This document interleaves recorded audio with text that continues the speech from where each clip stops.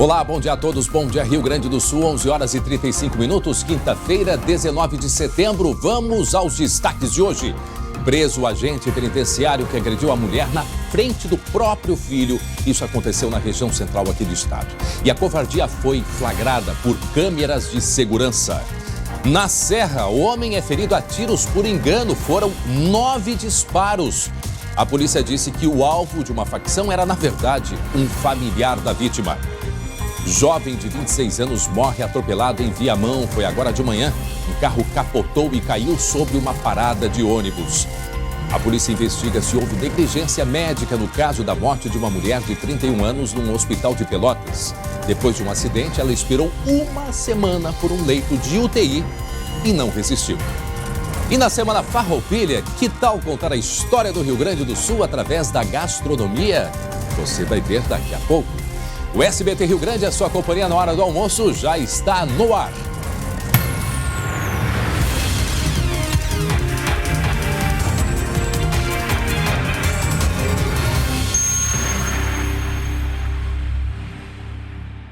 Onze horas e 36 minutos, amanhã é 20 de setembro e para comemorar a data e espalhando a cultura gaúcha por todas as querências, o SBT e o Conjunto Folclórico Arte Nativa embarcaram para uma grande aventura nos Estados Unidos. É a Caravana Farroupilha. A bordo de um motorhome, a gauchada vai cruzar o território americano de leste a oeste, levando as tradições do Rio Grande do Sul. E quem vai acompanhar e contar tudo pra gente é a colega Luciane Coleman. Conta pra gente aí, guria.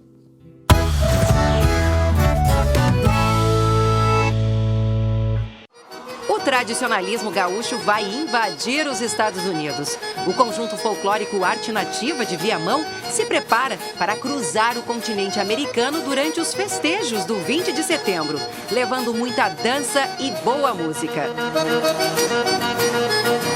Ensaiando todos os dias. Quando a gente não ensaia, tá arrumando mala, tá preparando as outras coisas para a viagem, né? Porque vão ser muitos dias de estrada, a gente tem que estar preparado, não vai estar parando em hotel, não vai ter tanto recurso, então a gente tem que sair daqui com tudo alinhadinho e pronto. A Caravana Farroupilha foi organizada com a Confederação Norte-Americana do Tradicionalismo Gaúcho e começa no dia 19 de setembro em Orlando, na Flórida. O roteiro passa por Dallas, no Texas, pelo Grand Canyon, no Arizona, Las Vegas, em Nevada, Paris, na Califórnia e encerra na costa oeste, em Los Angeles. Serão 2 semanas na estrada, mais de 4.400 quilômetros dentro de um motorhome. E o SBT vai embarcar junto nessa grande aventura. Eu vou acompanhar essa gauchada e mostrarei aqui nos nossos telejornais o dia a dia dessa jornada em solo americano. A ideia é celebrar as tradições com gaúchos que moram longe da terra natal e compartilhar a cultura do Rio Grande do Sul com turistas de todo o mundo. Tem gente que não vem para o Brasil há 15, 20 anos.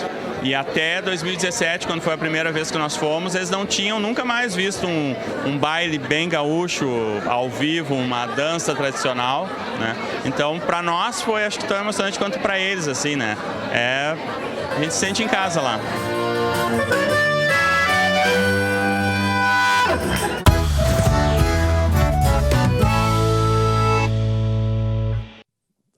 Ser bonito, uma barbaridade. Bom, atenção a todos, para tudo que o feiraço Futuro em Dobro da Tenda está chegando e as portas estão abertas para você conquistar sua casa própria. Na comemoração de 50 anos, a Tenda traz a maior ação de vendas da sua história. Você conquista o seu apartamento a partir de R$120 mil, concorre a outro apartamento e ainda ganha um super prêmio na hora. Tá bem, eu vou repetir. Com renda a partir de R$ 1.300 e desconto de até R$43 mil do programa Minha Casa, Minha Vida, você garante o seu apartamento a partir de R$120 mil e concorre a outro. Entre em contato agora pelo número 4003-4040. Corra e aproveite que o feiraço só vai até o dia 23 de setembro. Ligue já para 4003-4040 ou acesse tenda.com. E você vai ver daqui a pouco, 2 cidades gaúchas vão ser contempladas pelo Programa Nacional de Escolas Cívico-Militares. O projeto que vai criar escolas neste modelo em todo o país a partir do ano que vem. Você acha que esta medida pode melhorar a educação pública? A pergunta que a gente faz. Participe da nossa interatividade no Facebook SBTRS Oficial. Eu vou a um rápido intervalo, mas assim, ó, eu vou ali rapidinho e já tô de volta.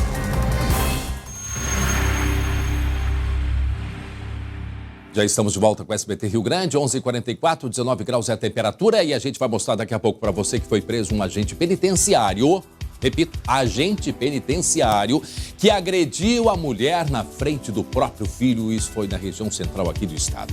E esta covardia foi flagrada por câmeras de segurança. Vejam um momento dessas agressões, o filho junto, sendo puxado, um agente público.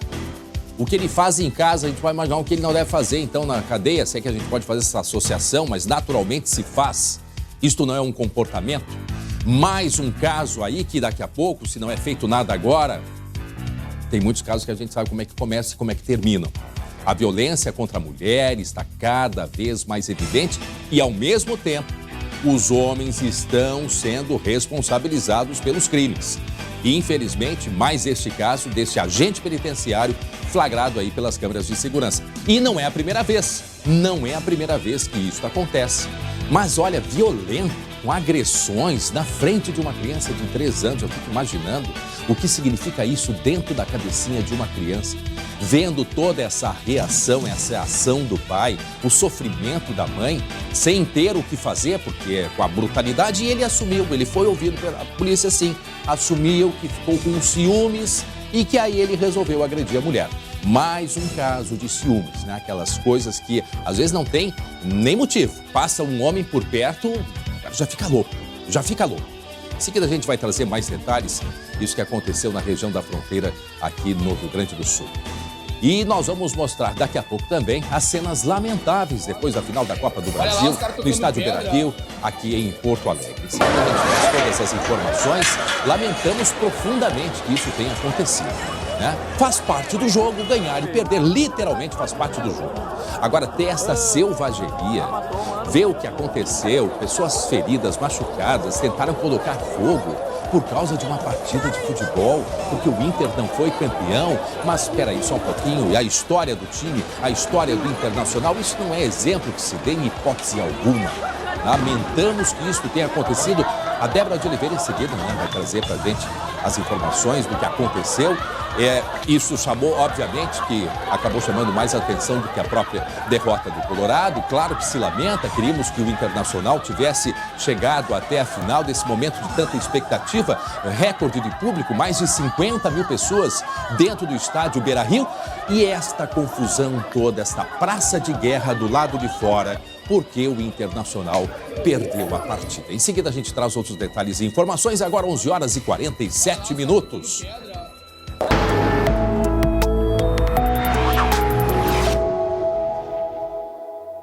Quer saber como é que vai ficar o tempo? Quer saber como é que vai ficar na parte da tarde? Já tem sol em boa parte do Rio Grande do Sul, principalmente da metade sul. As temperaturas estão amenas. Em alguns pontos, hoje de manhã, teve muita cerração, muita neblina, justamente por causa dessas trocas de temperaturas. Esta imagem que a gente está vendo é uma imagem ao vivo da Rádio HY.net, imagem exclusiva. Na região do Vale dos Sinos, lá em Sapiranga, por exemplo, a temperatura é de 22 graus. A gente enxerga ali a região de Novo Hamburgo. Há muita neblina também em toda a região. Em São Leopoldo, nesse momento, a temperatura é de 20 graus. Tem um alerta da meteorologia, gente, mas para o norte do Rio Grande do Sul. Lá na divisa com Santa Catarina, previsão de muita chuva em toda esta área aqui que faz divisa com Santa Catarina. E as temperaturas sobem, olha só, em Santa Rosa chega a 29 graus. Por quê? Porque tem vento vindo do norte trazendo o calor lá da Amazônia e a temperatura, portanto, é alta nesta região, principalmente no noroeste. Então tem um alerta da Metsul que pode ter temporal mais para o final da tarde e à noite nesta região aqui, com volumes de água muito intensos, ou seja, muita chuva e também risco de queda de granizo. Então, alerta, repito, para esta região. As demais áreas aqui do estado, a gente já vê o sol aparecer. Aqui em Porto Alegre, a temperatura nesta tarde não deve passar de 24 graus. E no final de semana, querem se preparar para o final de semana? Final de semana com sol, temperaturas agradáveis, a mínima vai ser de 8 graus aqui em Porto Alegre. E o sol deve ficar aqui nessa região, em todo o estado, até terça-feira. Até terça-feira a gente deve ter tempo seco. E esta imagem é ao vivo da Avenida Beira-Rio, bem pertinho ali à esquerda a gente vê o estádio Beira-Rio. O sol predominando nesse momento. Nuvens, temos poucas nuvens, né? Mas foi forte a cerração. Na região do Vale dos Sinos de manhã era muito forte a neblina. Muito bem, 11 horas e 49 minutos agora. Que tal contar a história do Rio Grande do Sul através da gastronomia? Eu estive com um chefe de cozinha, o chefe de cozinha do Palácio Piratini, que é a sede do governo aqui do estado. Tive o privilégio de estar lá conversando com ele e ele nos mostrou quais pratos típicos da nossa cultura, a cultura gaúcha, podem ser servidos de maneiras bem diferentes, mantendo a tradição aqui dos Pampas. Então vamos conferir? Abrir as portas para o novo. A cultura do Rio Grande do Sul é uma das mais ricas do Brasil. A nossa história, ela é contada através dos jogos, da dança, da música, da vestimenta, da culinária. Como manter viva a tradição? Como manter vivo o conhecimento dos antepassados do Rio Grande do Sul? A culinária tem ganho uma nova roupagem, digamos assim, uma releitura.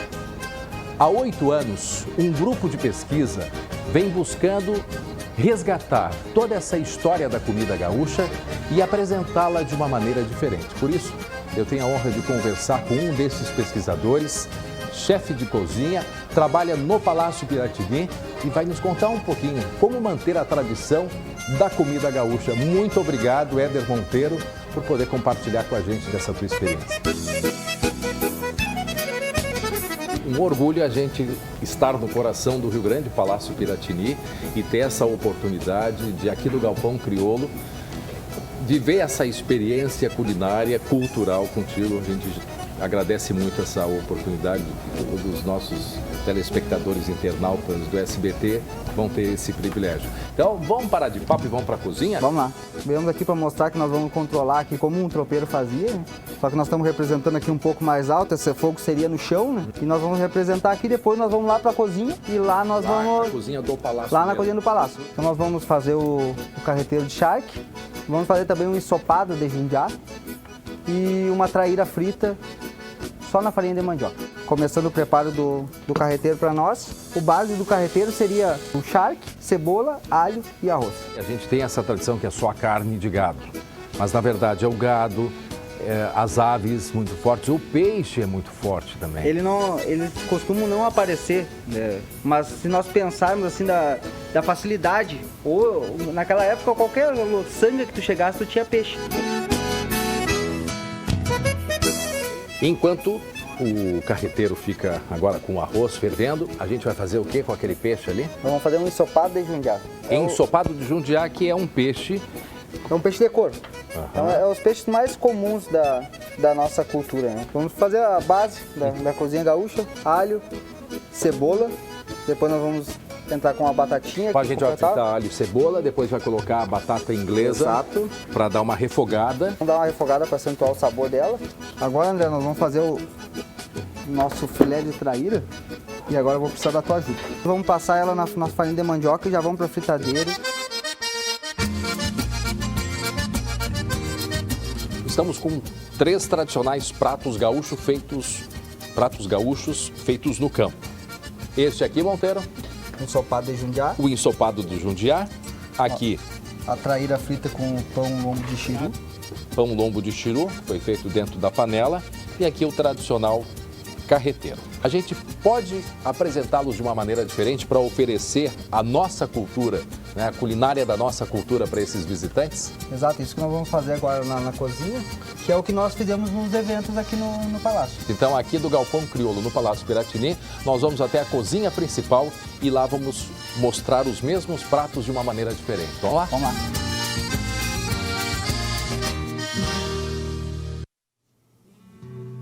Muito bem, e amanhã a gente dá sequência mostrando como ficam esses pratos, né, depois de prontos, muito bem apresentados e sempre usando os elementos da cozinha aqui do Rio Grande do Sul. Muito bem, voltamos a falar sobre o Internacional.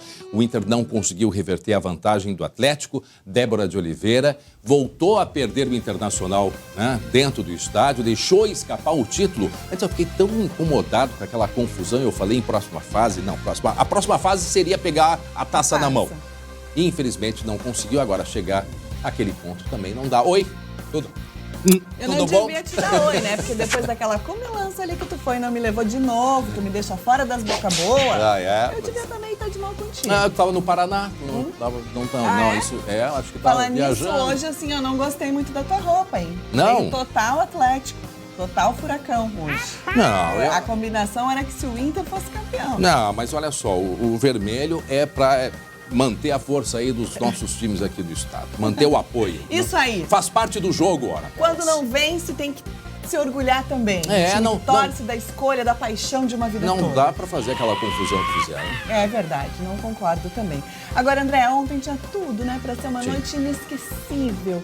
Só que os colorados agora querem fazer de tudo para esquecer tudo que viveram ontem, né? Olha que festa maravilhosa, de primeiro mundo, foi organizada no Beira-Rio. A gente viu todo esse espetáculo antes da partida, um show de luzes, com a participação efetiva dos torcedores, que com aquele celular, né, com a luzinha, com a lanterna do celular, deram todo esse brilho ali no entorno do estádio. Essas luzinhas que vocês estão percebendo na arquibancada, é o celular de cada um. Tá aí a taça iluminada também. Toda uma apresentação formal, né? Como pede uma grande decisão. E do próprio aplicativo do Internacional é interessante porque tem, né, uma posição que se põe que as luzes ficam piscando.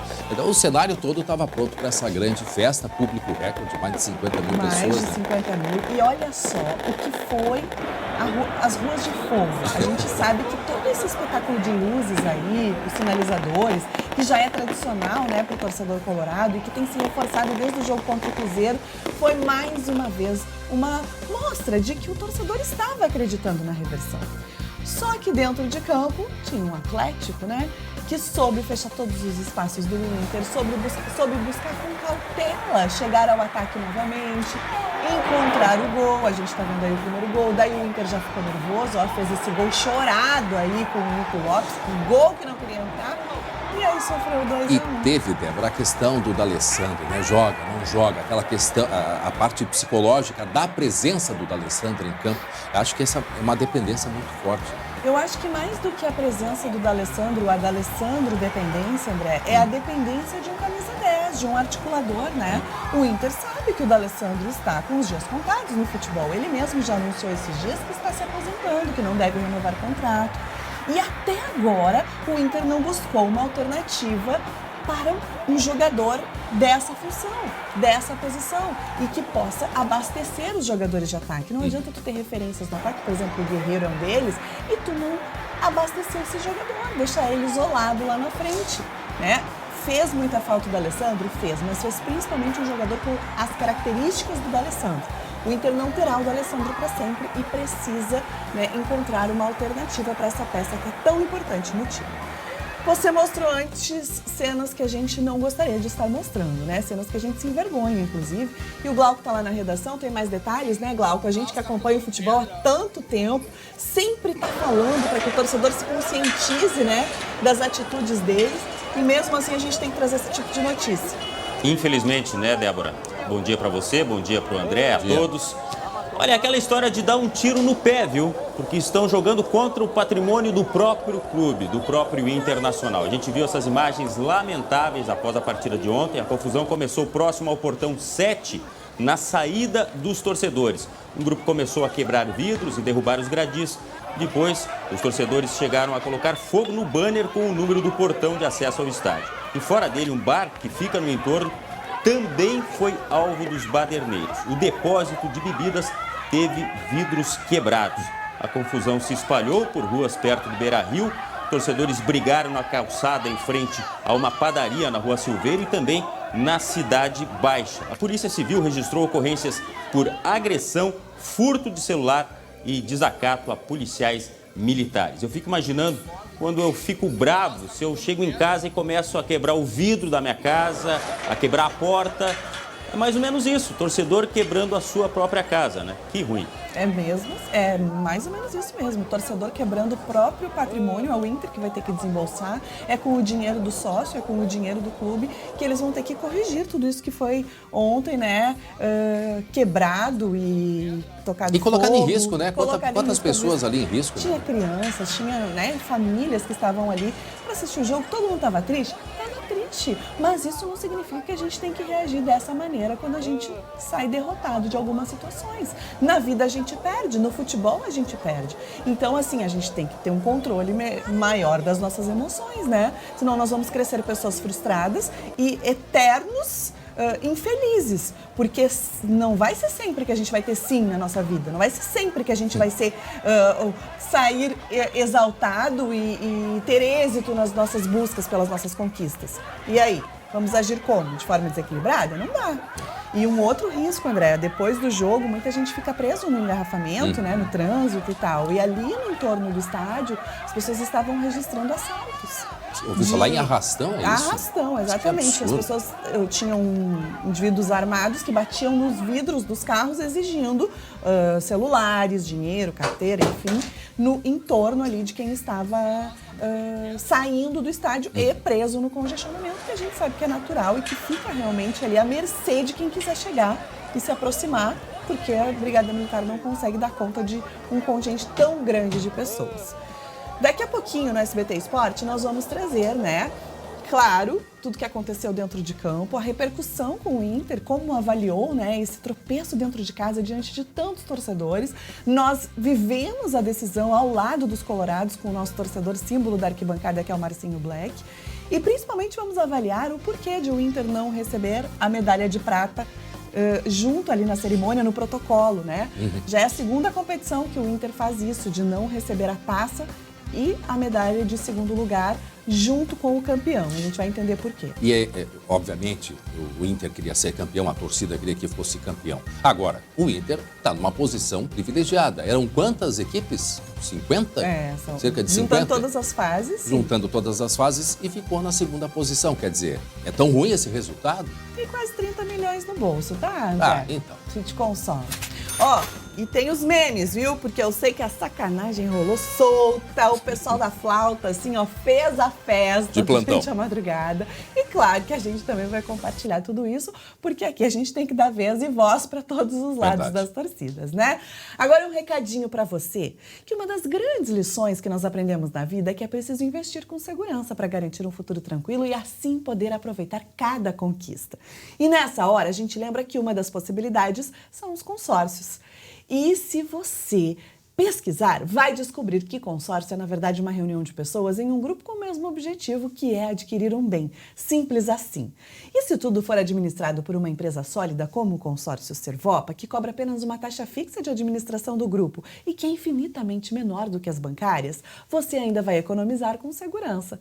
Em grupo, é mais fácil conquistar. Com o consórcio Servopa, é a tua vez de conquistar. Eu volto no campinho. Tá Beijo, bom? te cuida. Beijo. Tchau, tchau, Débora de Oliveira. Agora, 12:02. 12:02. Vamos mostrar um caso que aconteceu em Lavras do Sul. De um agente penitenciário foi preso depois de espancar a esposa na frente do filho de 3 anos. A Superintendência dos Serviços Penitenciários, a SUSEP, disse que deve investigar a conduta deste agente público. Uma câmera de rua flagrou as agressões e as imagens, atenção, porque são fortes. Os detalhes na tela. As imagens mostram o homem chegando perto do carro. Ele solta o filho que está no colo e começa a agredir a esposa. Depois, dá um soco na mulher que cai no chão. Ele arrasta a esposa para dentro do veículo e sai. As agressões aconteceram no domingo. A polícia passou a investigar o caso depois que as imagens circularam em redes sociais. A vítima, de 29 anos, confirmou as agressões em depoimento à polícia, registrou a ocorrência na terça-feira e recebeu uma medida protetiva contra o marido, que tem 37 anos. O homem é agente penitenciário. Ele foi preso por lesão corporal qualificada por violência doméstica na tarde desta quarta-feira e está aqui no presídio de Lavras do Sul. De acordo com a polícia, a vítima já teria sido agredida outras vezes. Ao prestar depoimento, o marido confessou o espancamento e alegou ciúme. Os moradores da pequena cidade de cerca de 8 mil habitantes ficaram revoltados. Todo mundo apavorado, né? Todo mundo conhece ele, conhece a família dele, a mãe dela, né? Tudo. A gente ficou muito chocado com isso, né? É verdade, uma cidade pequena como Lavras, né? Acontecer esse tipo de coisas, isso aí é o fim do mundo, né? é o fim do fim do mundo, né?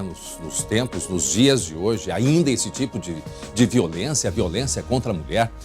Para vocês verem, uma cidade distante, Lavras do Sul, uma cidade pequena, claro que é um caso que choca, que chama a atenção, mas a violência, ela não escolhe cidade, ela não escolhe classe. Aliás, temos visto muitos casos envolvendo pessoas de terceira idade com agressão física à mulher, muitos casos.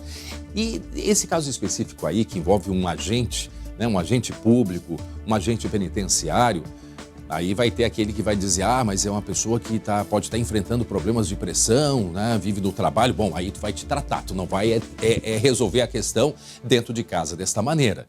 Sim, os agentes penitenciários vivem sob pressão, isso faz parte do trabalho. Nós também aqui vivemos sob pressão, né, no trabalho diário, de levar as notícias até você, mas isso faz parte da nossa rotina de trabalho. Tem que procurar tratamento? Tem que procurar tratamento.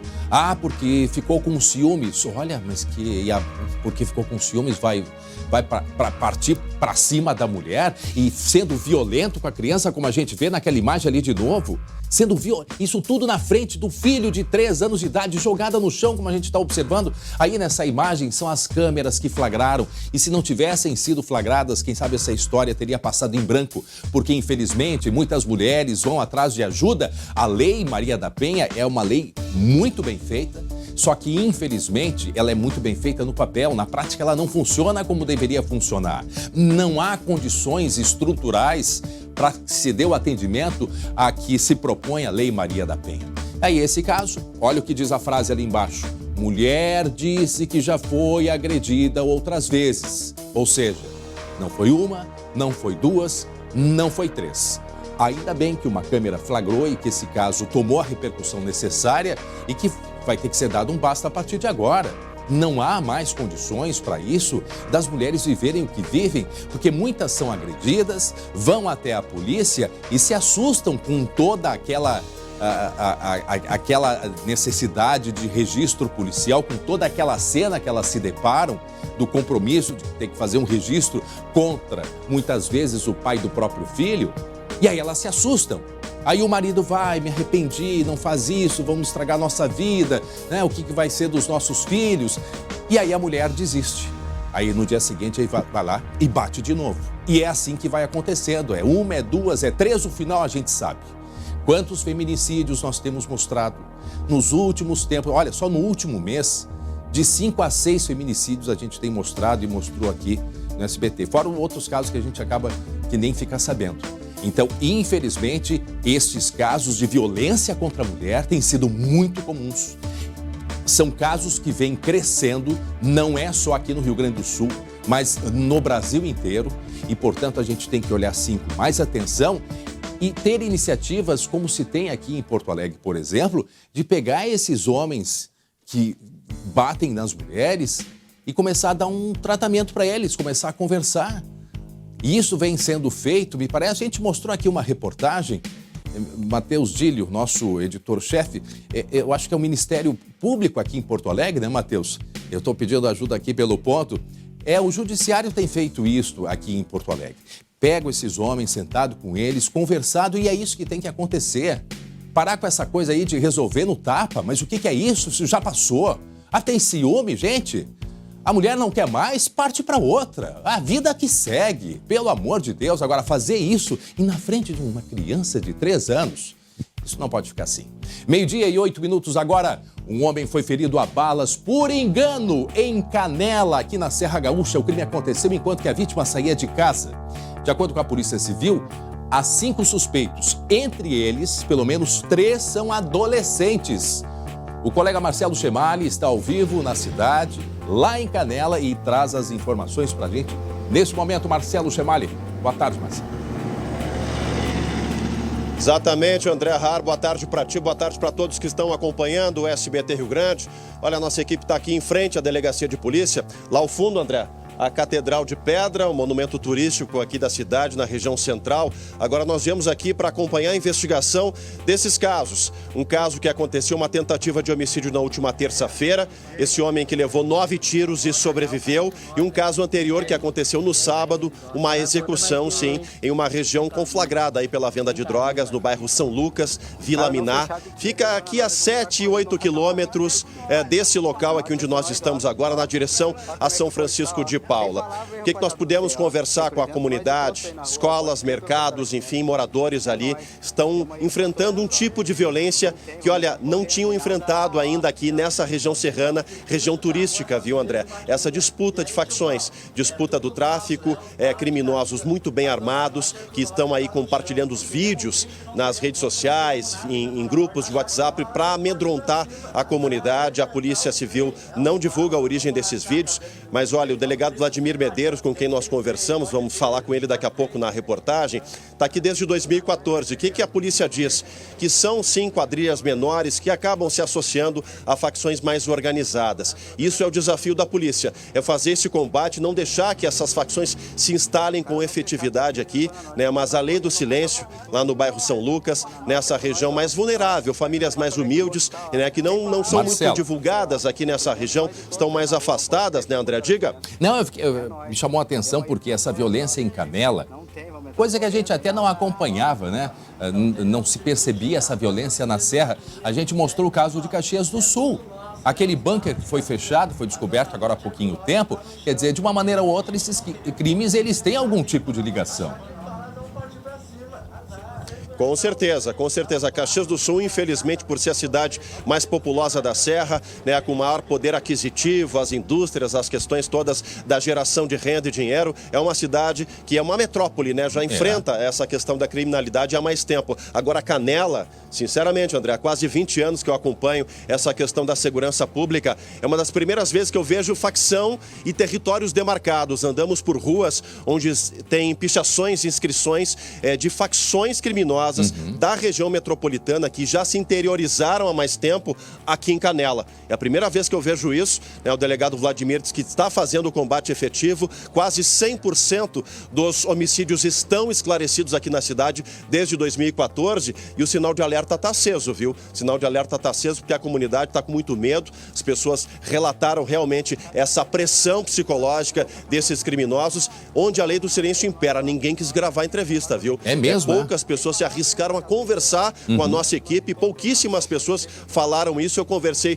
com professores de uma escola, né, de uma escola municipal ali do bairro São Lucas, no início ali da Vila Miná, comerciantes que disseram, olha, desde o início do ano a gente está convivendo com isso. Pessoas que se criaram na região de Canela e nunca tinham enfrentado isso. A gente vai acompanhar os desdobramentos, a investigação e o que é o desafio da polícia hoje na reportagem que já está no ponto. Pode soltar.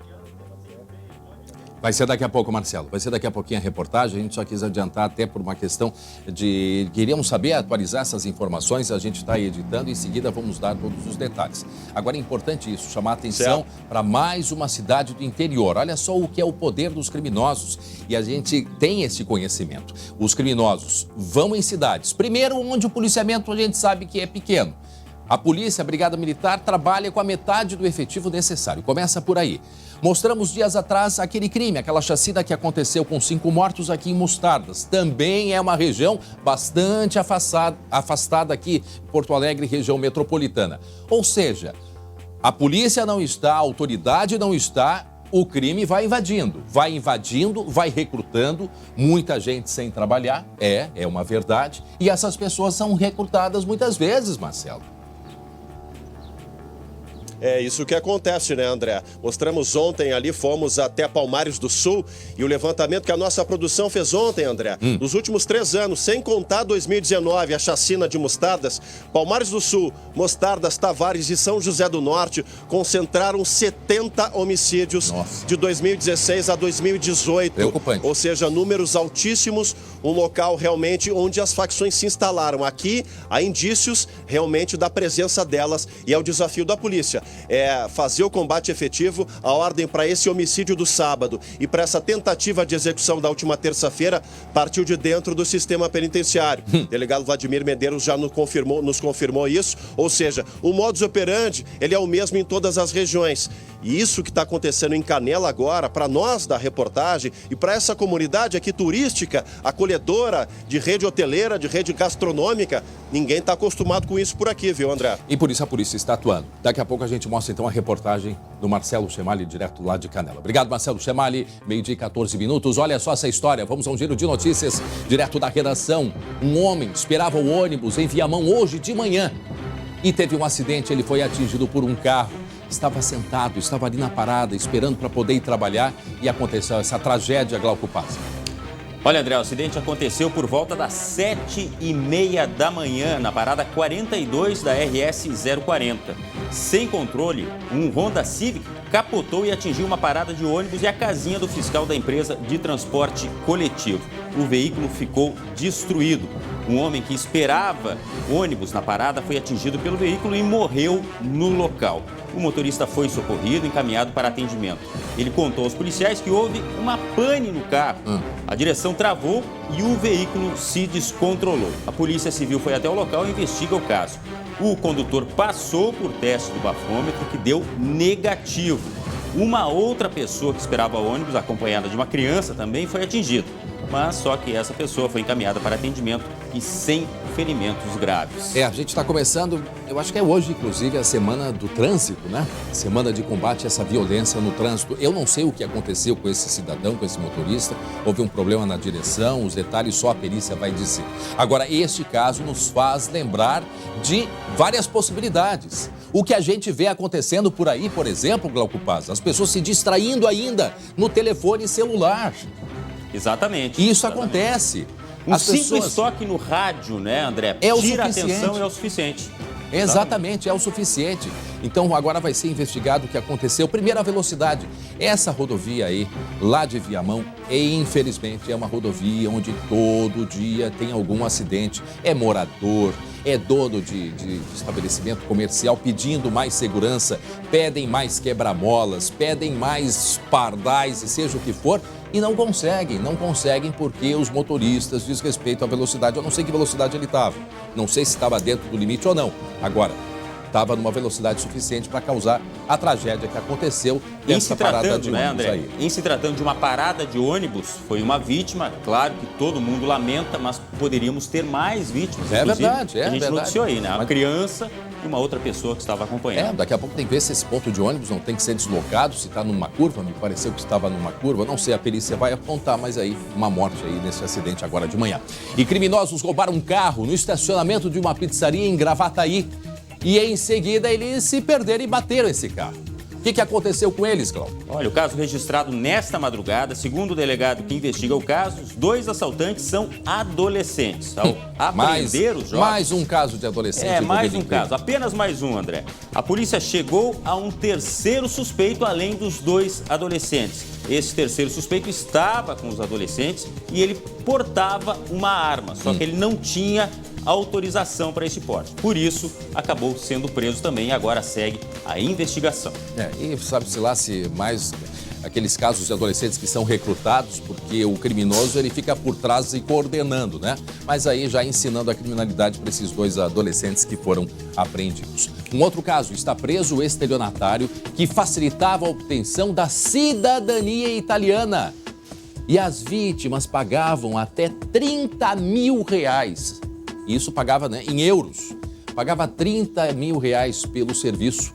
E algumas só descobriram que caíram neste golpe depois de viajar para a Itália e pelo menos 50 pessoas foram prejudicadas, porque o pessoal tem que viajar para a Itália, até porque deve ficar um período, né? Tem alguma modalidade que assim tu tem que ficar um período, 2, 3 meses para conseguir então a liberação da cidadania. Imagina, o pessoal vai para a Itália, organiza tudo para poder ficar hospedado esse período e descobre que foi passado pela conversa. Olha, André, este golpe estaria sendo aplicado desde 2017. 50 é um número preliminar. A polícia nem sabe quantas pessoas mais podem ter caído no golpe desse homem que foi preso no interior de São Paulo. Mas ele é aqui do Rio Grande do Sul, é da Serra Gaúcha e fazia o seguinte: pegava o dinheiro das vítimas, não encaminhava nada em termos de obtenção de documentação da cidadania italiana. Vamos conferir na reportagem. O homem que chegou de Camburão vendeu sonhos, cobrou caro e não entregou. Robert De Lazeri, de 39 anos, que já tinha agenciado jogadores de futebol para o exterior, prometia facilitar a obtenção da cidadania italiana sem a burocracia do processo usual. E-mails comprovam que ele oferecia aos clientes, inclusive, um período de permanência na Itália. Após a assinatura do contrato, que deveria se prestar assessoria para o reconhecimento da cidadania, muitas pessoas sequer foram até a Itália, ele nem conseguiu levá-las até lá. E as outras que foram até a Itália não encontraram mínimas condições para conseguir fazer lá, então, o reconhecimento da cidadania. Conforme a polícia, cada cliente pagou, geralmente em euros, o equivalente a 30 mil reais. O lucro indevido chegou a 1.500.000 reais. Pelo menos 50 pessoas foram lesadas. Mas este número pode ser bem maior. Robert foi preso em Piracicaba, interior de São Paulo. Estaria mudando de endereço por causa dos golpes, que começaram em Caxias do Sul, mas tinha vítimas em outros estados e até no exterior. Foram apreendidos documentos, computador e um carro de luxo. Nesta quinta, estaria embarcando para a Itália. Como ficou, vai depor sobre os crimes. Utilizou uma série de artifícios para obter uma vantagem ilícita, portanto, estamos aí com um estelionato. E também um delito contra as relações de consumo. A gente tem mostrado tudo que é tipo de estelionato, né? O famoso 171. A gente viu o caso dias atrás, caso muito grave, da casa própria. A lábia que tem essas pessoas é uma coisa absurda, é uma coisa incrível. Eu digo, podia trabalhar em novela, porque sabem fazer um teatro assim espetacular. E a pessoa vai lá e compra uma casa e cai no golpe. Neste caso da cidadania italiana, quantas e quantas pessoas passaram pela conversa desta pessoa, deste homem? Então, assim, é mais um caso que tu tem que correr atrás antes de fechar o contrato com a pessoa. Tem que buscar pessoas que já fizeram, tem que se abastecer, tem que ir atrás, pedir documento. Se não entra, nesse caso, como muita gente caiu e há bastante tempo. E como são casos, essa questão de cidadania, isso demora muito tempo, demora muitos anos, a pessoa ia acreditando que estava dentro daquele prazo, né, aceitável, que ia demorar, enfim. Mais uma vez, e em todas as áreas, né? Em todas, eu não tinha ouvido ainda caso desse tipo de um homem que estelionatário fazendo falsas, né? Cidadanias italianas ou encaminhando esta documentação. Muito bem, 12h e 21 minutos agora. 12h e 21, atenção para essa história que eu vou contar, que é um caso muito preocupante. Aconteceu aqui no sul do estado. Uma mulher de 31 anos, ela morreu na emergência do hospital de Pelotas depois de ficar mais de uma semana aguardando por um leito na UTI. Desde 2014, a Justiça determina que casos graves assim, casos como esse, não podem ultrapassar 48 horas de espera. A Prefeitura alega que não tinha leito disponível. O hospital não quis falar sobre este caso e os detalhes agora na reportagem. Dona Marlene ainda lamenta a perda da filha de 31 anos. Ela sofreu um acidente de carro e foi atendida no pronto-socorro de Pelotas. Mas Nathalie Alvarez ficou na emergência por mais de uma semana. Ela ficou de 4 horas de sexta-feira até a noite de sábado. Piorou muito, infeccionou os pulmões, ela deu pneumonia. Só vindo o laudo para mim saber exatamente por que ela morreu. Eu sei que deu 3 paradas cardíacas, mas eu creio que foi infecção generalizada. Em 2014, o Tribunal de Justiça do Estado decidiu que nenhum paciente à espera de leito na UTI deve ficar mais que 48 horas no pronto-socorro de Pelotas. Ninguém pode ficar mais de 3 dias à espera de leito clínico dentro dos corredores do pronto-socorro. Ninguém pode ficar mais de 2 dias à espera de leito de UTI, sob pena do município de Pelotas pagar uma multa de R$10 mil por paciente dia. Segundo Dona Marlene, ela foi atrás da promotoria para conseguir um leito para a filha. Mesmo assim, para a mãe de Nathalie, houve demora na transferência. Eu fiquei na espera, até que alguém que sabia, me informou, me mandou mensagens que eu procurasse a promotoria para acionar a justiça para conseguir um leito para ela, só que aí nesse meio tempo já tinha passado mais de uma semana. Se eles tivessem feito um pouco antes isso, minha filha talvez estaria aqui. A história foi parar na Polícia Civil. O caso é tratado como homicídio culposo e a investigação também quer saber se houve negligência médica. Primeiramente, nós instauramos inquérito policial para que a gente possa apurar as circunstâncias dessa morte, né? Se afinal foi em decorrência do acidente ou se houve alguma outra circunstância que tenha influenciado, né, nesse resultado morte. O que a gente espera é que concluam logo essa investigação e que sejam, quem tiver vai ter que ser punido. Rigorosamente punido, porque foi uma vida que se foi embora, uma jovem de 31 anos. Isso é direito do cidadão, direito ao atendimento. Isso está garantido na Constituição brasileira, o atendimento, o acesso à saúde pública. Tem aqui um cartaz que é fixado nos órgãos públicos lá de Pelotas, que diz assim, ó, agora é lei do pronto-socorro. A Prefeitura de Pelotas está obrigada a fixar em local visível o resumo do acórdão judicial que determina a multa por tempo de espera por internação no pronto-socorro de Pelotas. Aí tem os detalhes, 10 mil de multa. Só que a gente não vai falar em dinheiro agora. Não é essa questão de dinheiro. Não é multa de 10 mil porque se passar do prazo. Não. Tem que se ter um imediato atendimento para uma pessoa que se acidentou, essa jovem de 31 anos que precisava de atendimento médico e ficou esperando uma semana por leito. 48 horas até já é demais para uma pessoa que está numa situação grave assim, que teve um acidente. Agora, ficar uma semana aguardando, ela não suportou os ferimentos. E agora? Ninguém vai se pronunciar? O hospital não quer se pronunciar? Tem que ter explicação para isso. É incrível que não tenha uma condição de se pegar um automóvel, uma UTI móvel e levar essa mulher para um atendimento aqui em Porto Alegre ou outras cidades mais próximas, que seja Rio Grande, estaria em Pelotas. 3, 4 horas de carro já estaria aqui em Porto Alegre, seria atendida. Uma semana depois de um acidente como esse, isso tem que ser investigado e rigorosamente punido quem permitiu que isso tivesse acontecido. Quer dizer, a pessoa... Aí diz aqui, tem algumas determinações, olha, orientações, na verdade, para familiares. Solicite cópia de prontuário médico, verifique o tempo de internação. A gente não tem tempo para isso. Isto é obrigação à prefeitura, ou seja, quem for o gestor de saúde, de encaminhar, teriam que ter encaminhado essa mulher para um atendimento mais urgente. 48 horas já é demais. 48 horas está dentro do possível ali, do que a lei possibilita, mas uma semana esperando por um atendimento médico. Essa jovem de 31 anos, para quem está ligando a televisão agora, é um caso que aconteceu em Pelotas. Uma jovem se acidentou, a determinação é que em 48 horas, e é uma determinação da Agência Nacional de Saúde, né? Isso é tudo regulamentado. A pessoa não pode esperar leito por mais de 48 horas no estado grave como essa pessoa estava, pois ela teve que esperar uma semana. Não resistiu ao ferimento, aos ferimentos graves desse acidente e morreu. E agora? Quem é que vai responder por isso? A polícia está atrás e vai descobrir. Voltamos a falar sobre o caso de Canela, aqui na nossa Serra Gaúcha, daquele homem que foi baleado por engano. Por engano. O crime aconteceu enquanto que essa vítima, né, saía de casa. Foi na terça-feira. Foram 9 tiros. Os detalhes na reportagem na tela.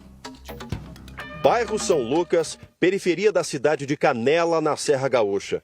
Os moradores desta região estão enfrentando um tipo de violência que ainda não conheciam. Ruas que parecem territórios demarcados pelo crime. Vídeos compartilhados pelas redes sociais causam medo. Traficantes com fuzis, pistolas e metralhadoras fazem ameaças. E aí, tio Paulo, é tudo nosso, é? Não é mais uma coisa não é mais estranho isso, não é?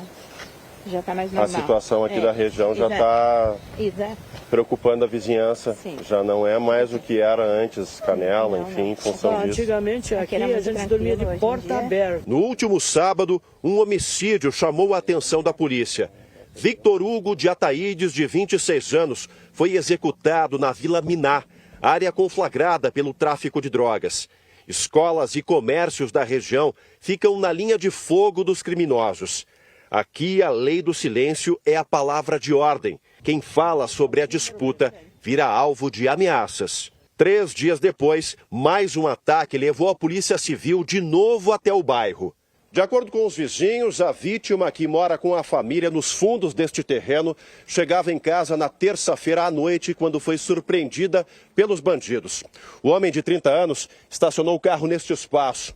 Os homens dispararam várias vezes na direção dele e foi atingido por 9 tiros e, mesmo assim, sobreviveu à tentativa de homicídio. Para os investigadores, tudo indica que Aldair Teles sofreu um ataque por engano.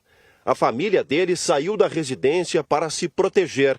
5 suspeitos do crime foram identificados. Chegando na casa desse alvo, existia outra pessoa que não tinha relação com os fatos do final de semana e acabou sendo atingido com 9 disparos, sendo então a pessoa por engano. A Polícia Civil de Canela investiga as facções do tráfico, mas não confirma a origem dos vídeos.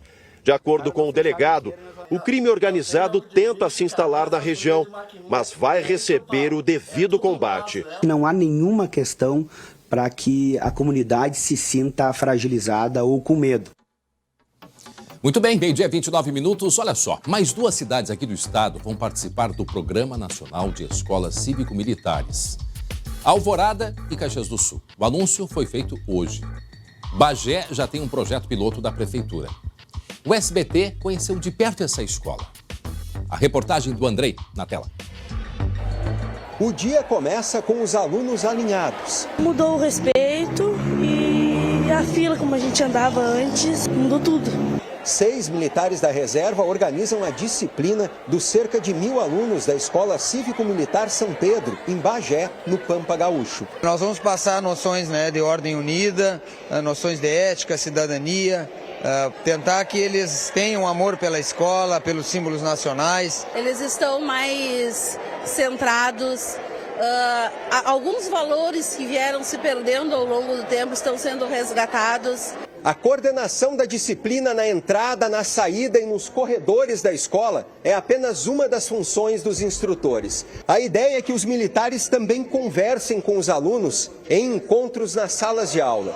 Nas palestras, eles vão abordar temas como cidadania, cultura da paz e combate às drogas. Os instrutores são meio firmes assim, mas eu acho que é para o nosso bem e é isso, focar na mudança, para melhor. Uma experiência nova e vai servir para a nossa carreira no futuro, no caso, né? A rotina é a mesma nesta outra escola da cidade. Modesto é um dos 4 instrutores militares aqui. A gente vai entrando devagarinho, mostrando para eles o caminho, né? Até que eles tenham uma noção mais apurada do que é ser um cívico-militar.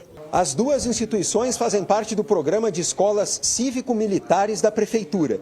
Por causa da semelhança, Bagé foi escolhida para participar do projeto cívico-militar do Ministério da Educação, que começa no ano que vem e vai distribuir R$1 milhão para cada instituição. Esse convênio direto Brasília, né, governo de Bagé, com o Ministério da Educação, certamente vai abrir oportunidade para que outras cidades no futuro tenham também o mesmo êxito que Bagé está tendo agora, de poder oferecer uma qualidade de ensino. As escolas que adotarem o sistema vão ter 1 hora a mais de aula e devem exigir uniforme e cabelos padronizados. Como eu quero seguir a carreira, eu pretendo seguir nesse colégio. Além dos municípios que tiverem interesse, os estados e o Distrito Federal têm até o dia 27 de setembro para indicar instituições para o programa federal. O objetivo é que os militares atuem como tutores. Eles não vão substituir os professores. Esse especialista em educação defende a liberdade e a valorização do professor na sala de aula. O menino, a menina, a criança, para aprender, ela precisa se sentir livre. A liberdade e a confiança expandem a consciência, expandem a capacidade de aprender. Temos que melhorar a qualidade da educação. Como é que melhora? Entre outras coisas, com a formação do professor. Polêmica à vista. Do meu lado, Andrei Rossetto, grande colega há muito tempo, não estávamos vivendo esse momento, né? Juntos no ar. Prazer estar aqui novamente contigo. Prazer é todo meu. Andrei, já recebendo várias mensagens aqui dos nossos telespectadores e internautas que nos acompanham, o Nelson Muniz diz assim, ó, tem que ser implantado inicialmente em escolas com maior índice de violência, com casos de agressões contra professores e atuação do tráfico ao redor da escola. Aliás, hoje em São Paulo, um professor foi agredido a facas, né, por um aluno. A Hélida Gonçalves, com certeza vai melhorar o nível de educação, já que as escolas normais, por anos, só estão piorando com brigas em sala de aula, e ela relata mais coisas aqui. O Diogo Streich vai melhorar e muito, e a Tatiana Borba Pinto com certeza vai melhorar. Hoje em dia os alunos não respeitam os professores, destroem a escola, precisam de limites. Essas mensagens que entraram, todas elas de pessoas que apoiam. Pela tua experiência, Andrei, nesse trabalho feito, o que vai mudar dentro da escola, assim? Porque há uma preocupação de que tem uma interferência muito grande nas disciplinas. O que muda, afinal? O telespectador tem que ter noção de que uma coisa é escola militar e outra é escola cívico-militar. Na escola cívico-militar, que é esse projeto que o governo federal vai implantar a partir de 2020, os militares vão atuar na parte administrativa. São militares da reserva ou ex-PMs, né, policiais militares. A parte pedagógica continua com os professores. Então eles vão cuidar da disciplina, principalmente. Entrada, saída, corredores, então, aí é importante formação no pátio. Então é importante a gente diferenciar. Não influenciam no conteúdo pedagógico, da matemática. Negativo. Não estarão dentro da sala de aula. Mas vão ter influência, sim. Na questão de disciplina. Disciplina. Entrada, saída, pátio, corredores.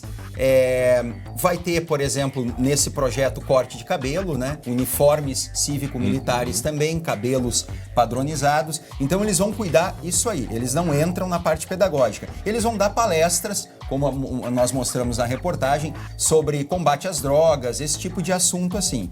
Mas em relação à estrutura pedagógica, eles não vão entrar. Hoje nós temos no Brasil 200 colégios militares num mundo de 140 mil colégios públicos. Então são poucos. Cívico-militares vão ser 216 até 2023. E a tua percepção, né, conhecendo essa escola, com relação às críticas, o que as famílias dizem, os alunos, pais, Por a comunidade? enquanto, o projeto piloto, que é um projeto baseado nesse federal, o prefeito Divaldo Lara foi a Brasília, conheceu o projeto e implantou, adaptou para o município de Bagé. Então esse projeto é municipal, ele é parecido com o federal. Então, no início, teve uma aceitação muito boa. Uma família nessa escola que nós visitamos, numa das escolas, resolveu tirar o filho, porque não concordou com esse regime, tirou o filho. E na outra escola, também uma família tirou o filho. Não concordaram com o quê? Não concordaram com o regime, com a disciplina. Então, eles já... na verdade, não é nem com a disciplina. A justificativa é que não concordam com um projeto. Cada um tem liberdade para colocar o seu filho no colégio que quiser. Então, elas acreditam que corte de cabelo, que ordem unida, que vai ter a partir do ano que vem, a partir de 2020, não funcionam para o filho deles. Ok, sem problema nenhum. A gente tem que dividir, assim, o que a gente vai falar aqui são dados, né? O que eu vou falar são dados, eu não vou trabalhar com a minha opinião. Já existem levantamentos que mostram que, por exemplo, bons colégios militares têm o mesmo desempenho que bons colégios públicos. Isso é comprovado por levantamentos já. Reportagens já trabalharam em cima disso aí, inclusive. Então, a justificativa de muitos, claro, é a disciplina. Mas, se a gente acompanhar levantamentos, pesquisas, o desempenho de bons colégios públicos é bem semelhante a bons colégios militares. Bom, levantamos esse assunto, certamente vamos voltar, porque será um tema bastante polêmico, e até para a gente explicar para os telespectadores, para as famílias, como que funciona esse sistema. Vai ter ainda muita discussão até 2020, né? Certamente. A gente está encerrando, Andrei Rossetto. Muito obrigado pela participação. É um prazer. Quando comigo. Precisar, estou sempre à disposição. Certamente. Bom, a gente agradece a sua audiência, a sua companhia. Em seguida está chegando a Débora de Oliveira, no SBT Esporte, contando toda a história, o dia de ontem à noite, do Internacional que não levantou a taça. Obrigado pela companhia. Tchau, tchau.